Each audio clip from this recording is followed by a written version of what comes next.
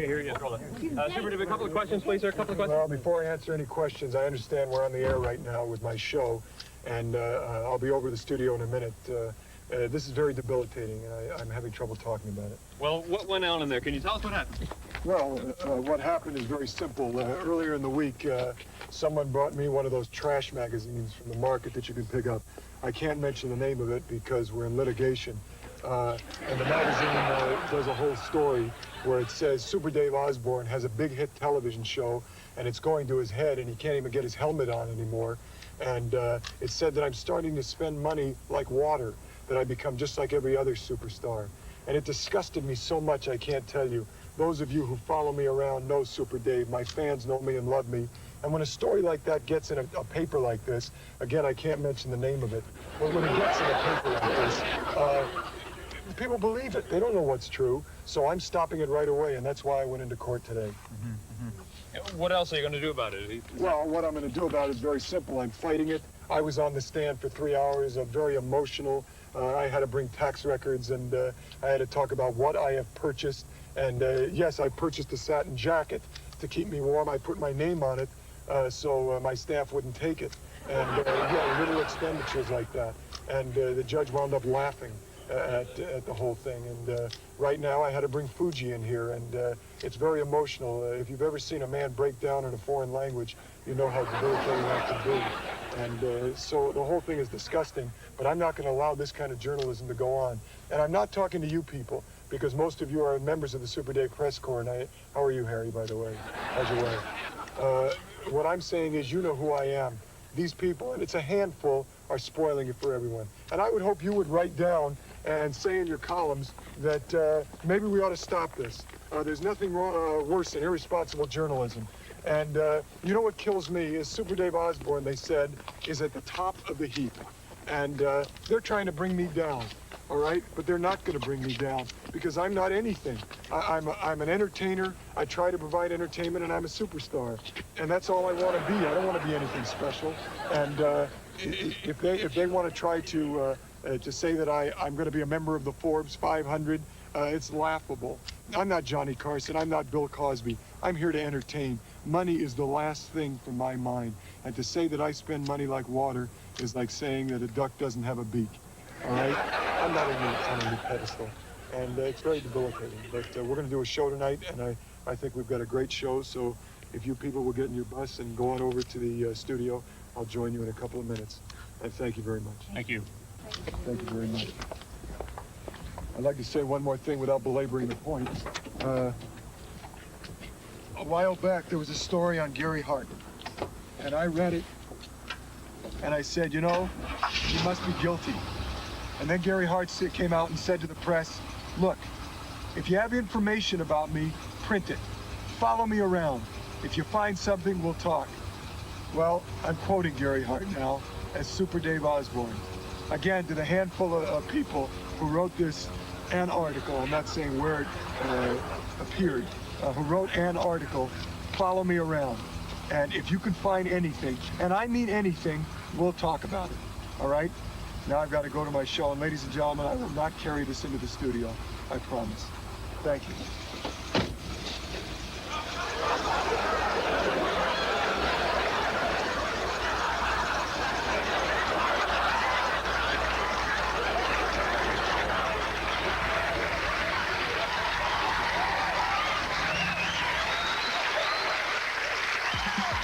Welcome to the Super Dave Osborne Show.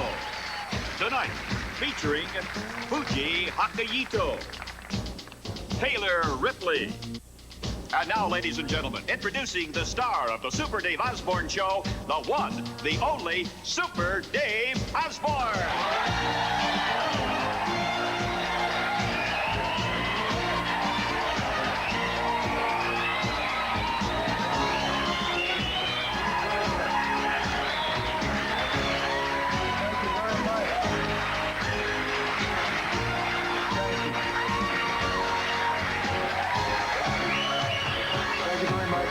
Please, thank you very much. Thank you very much. I had a little problem at the start of the show this evening. I'm sure you were watching your monitors. It's a lawsuit. I don't like to bring it out in public, but I just had to. And I thought once I got into the studio everything would be terrific and upbeat. And I just got a terrible bit of news that we have to go to right now. It's a news item, and it makes me feel sick to my stomach. Let's go to Doug Frobel right now. Thank you, Super Dave. The entertainment industry has been staggered today by the loss of one of its giants. Sammy Bowman, the first of the Elvis impersonators, is dead today at age 51. Outside, as you can see, his faithful followers have gathered to pay one final tribute here at Graceland 2, Sammy's Burbank estate. The mood here is one of great sadness. Maybe one of Sammy's fans will share her feelings with us. Excuse me, ma'am. Could you tell us what Sammy meant to you? Everything. He was the greatest Elvis impersonator that ever lived. Obviously, you saw him perform in person. Oh, yes. I'll never forget that night in Vegas. I saw him perform with Shecky Jackie. Oh, yes, the Shecky Green impersonator. They sold out Caesar's Cottage. Oh, right, Caesar's Cottage, the motel that impersonates Caesar's Palace. Have you got that tape? Here is Sammy in his last concert appearance. Thank you. Thank you very much. I was going to sing my favorite song, Don't Step on My Blue Suede Shoes. But unfortunately, I can't see them anymore. So I'm going to sing another favorite song of mine, Downtown, made famous by Patsy Simpson, the famous Petula Clark impersonator.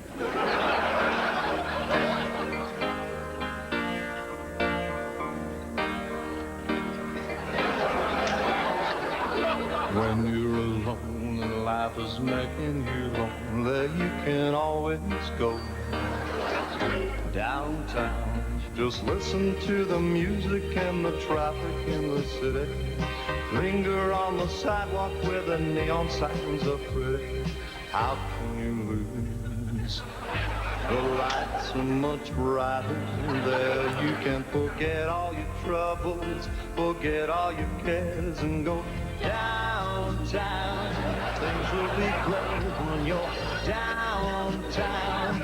Everything's great when you're downtown. Everything's waiting for you.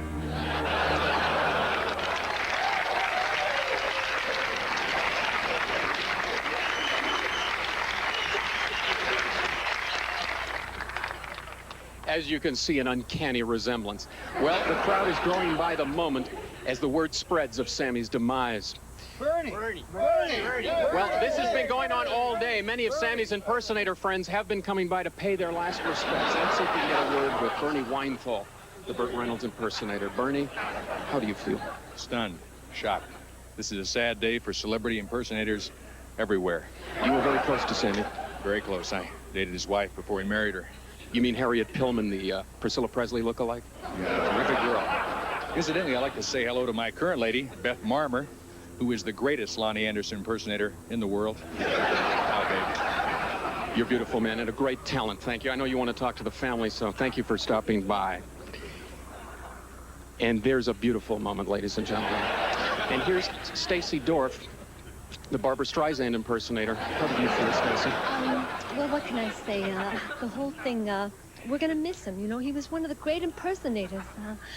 It's very sad, very sad. You're looking a bit pale, dear.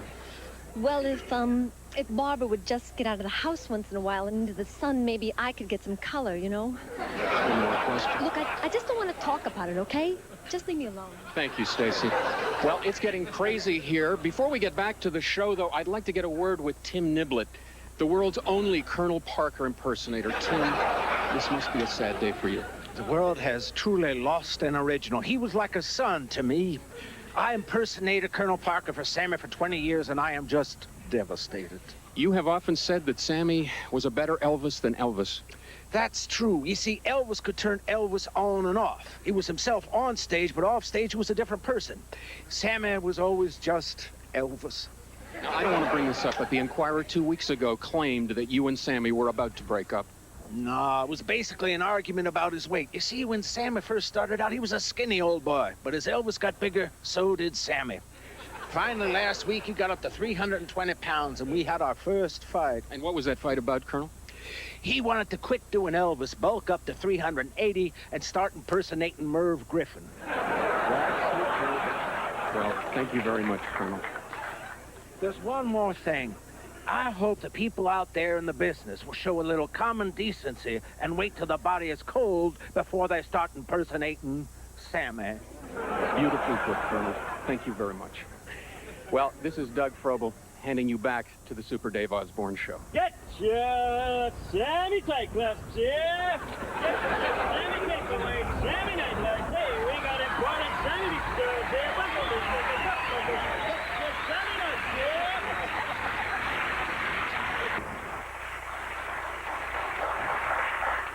Well, as tough as it is, we must go on and pick up our spirits and move on with the show. As you know, I like to take chances on this show. And tonight I'm going to present a performer who's never been seen on television before. I received a letter a week ago and was so impressed and touched by it. Let me read it to you. Dear Mr. Osborne, I'm one of your biggest fans since you've been on television. I've seen all your stunts and your special appearances. I'm a struggling young comedian. I know I'd fit right into your show because I look for the intelligent, high-quality viewer, and I find that your show has a very intelligent point of view. Please give me a chance, Taylor Ripley. Well, what more can I say? This touched me deeply, and I want to present right now a young comedian who's never been seen on television before, Mr. Taylor Ripley.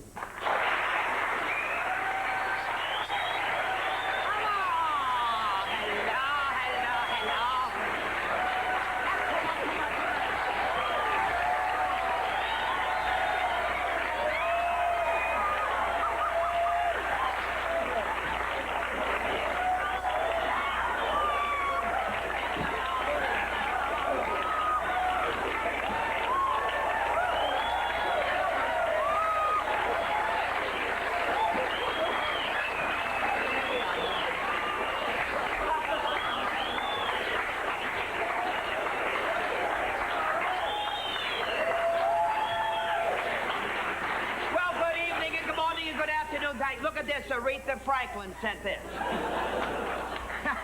I saw you last night. I better keep moving. That's how Lincoln got it. Now, wait a minute. Getting a little nervous now. I have to tinkle. Oh, look at this. Shoehorn. Hello?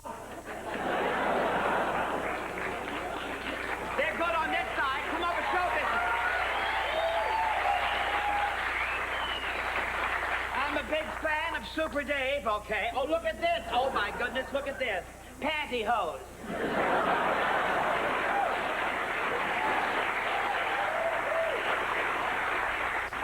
Oh, now let's see what we have. Oh, look at this. Wait, let us try. Oh, The Odd Couple. The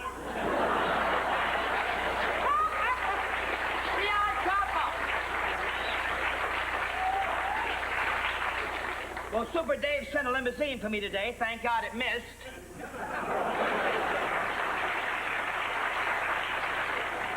They laugh on this side, thank you. Oh my goodness, look at this, blazing saddles.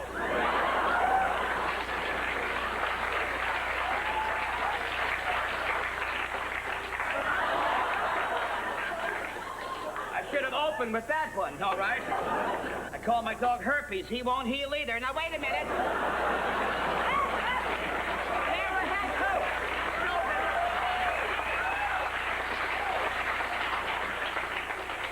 I opened a massage parlor for shut-ins called Fields on Wheels.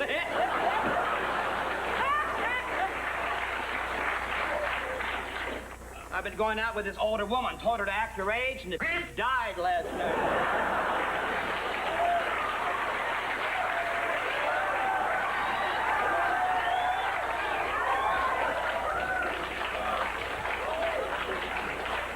Oh, look at this, a booby trap.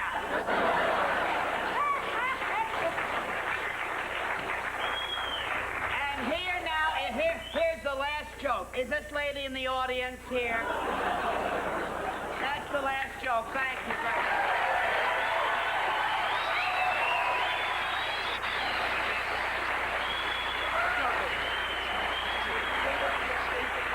Thank you.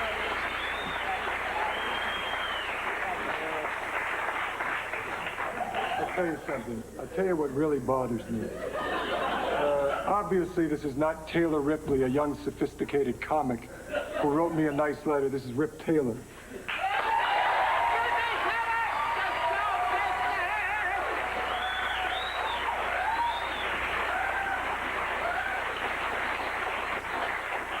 tell you what bothers me, all right? Yeah. We talked about 2 months ago, and you said, can I be on your show? And I said, what we're going to do is the first few shows, we're going to have sophistication. Yeah. After we get established, I'd love to have you on. Yeah. You said, just call me. Then you write me the letter, and you lied to me. It really disgusts me, I can't tell you. But I did it for a reason, you see, Yeah. Dave. I did it because I love you, I love your show, and I was going to stop my act with the Bloomers, but then I was going to pay a tribute to you. I don't want a tribute. No, but I wrote a beautiful poem and a tribute just to you. It was beautiful. You'll love it. I appreciate it, but no thank you. But Let's move on. no, it's wonderful. There's no chickens and confetti. It's not funny. It's just wonderful. You want to hear it, don't you?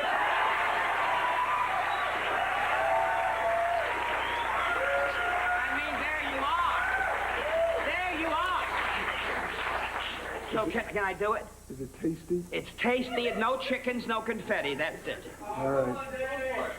Make it quick. Go ahead. Okay, I got permission. Ladies and gentlemen, Rip Taylor pays tribute to Super Dave. Hit it. The great hero we all hail tonight. Like a star in the heavens, his name burns so bright. He's a man among men. He's a man without peer. He's a man who knows not the meaning of fear. Just talk among yourselves for a few minutes. That's not rude. He loves this. Look at his face. A man who is always honest and true. A man who embodies the red, white, and blue. So long may our cherished flag ever wave as we pay tribute to our own Super Dave.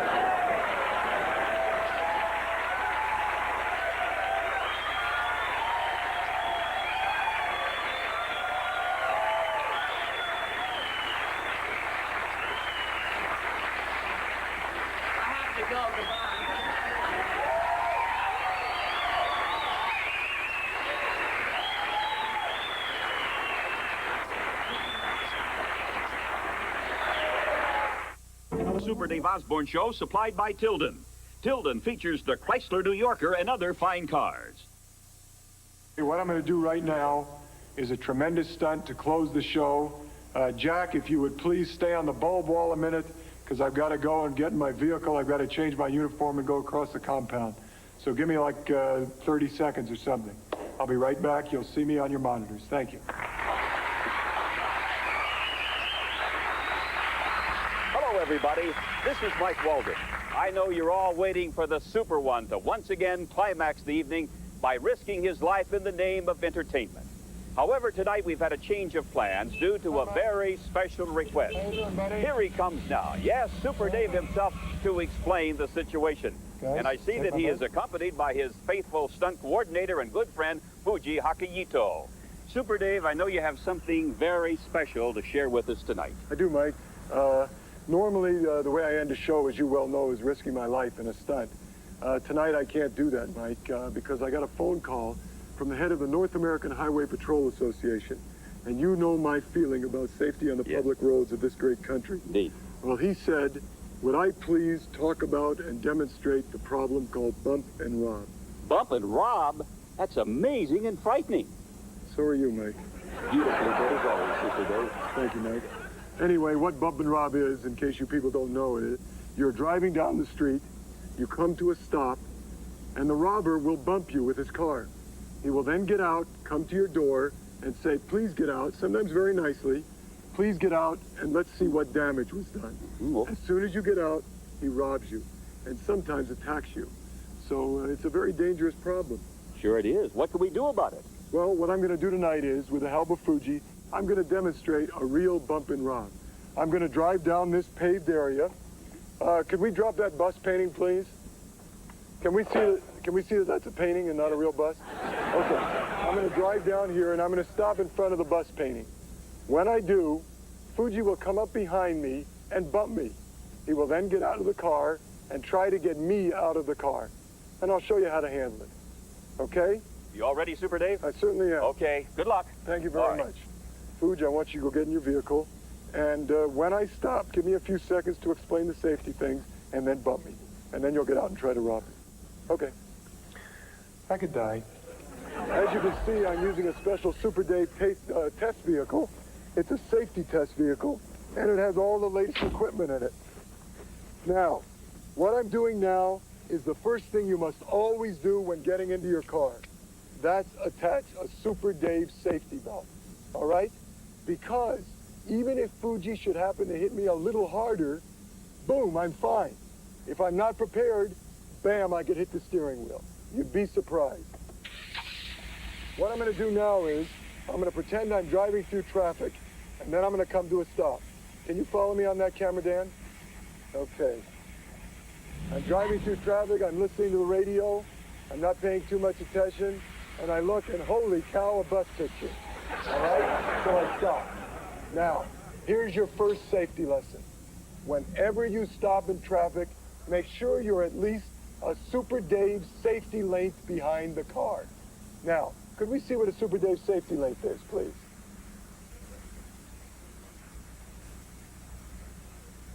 It's basically a simple car length, but a Super Dave safety length is easier to remember. Second lesson, never get out of your car. When someone comes up and says, excuse me, I'd like to look at some damage, never get out. I don't care if they don't speak English. Don't get out of the car. All right, third and last and very, very important. This is your buddy in the car. It's the Super Dave rear view safety mirror. Without this little friend, you're nowhere, because you can't see what's going on. So you stop, you come to a complete stop, and you check your mirror. I'm going to use it right now in our little experimentation. All right, I'm looking in the mirror, and I can judge Fuji's about 30 yards behind me. I check again, he's about 10 yards. I check again, and my life is over.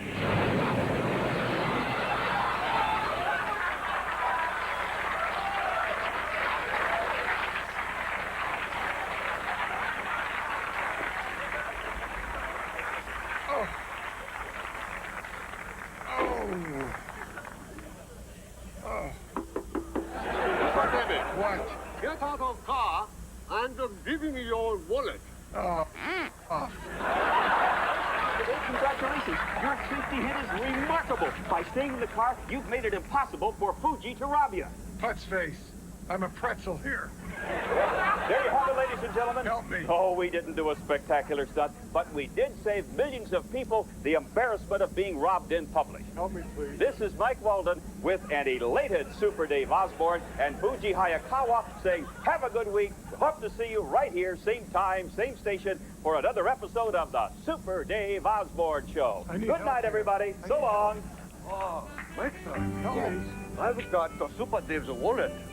How about dinner on me? Oh, great idea. Guys, I'm in trouble here. Oh, who needs this? Why couldn't I just make a living turning letters on a game show? Anyway, we've come to the end of another episode of Super Dave. I hope you enjoyed it. Be sure you tune in, because we're going to show you some never-before-seen Super Dave home movies. They're my x-rays. Good night, everybody.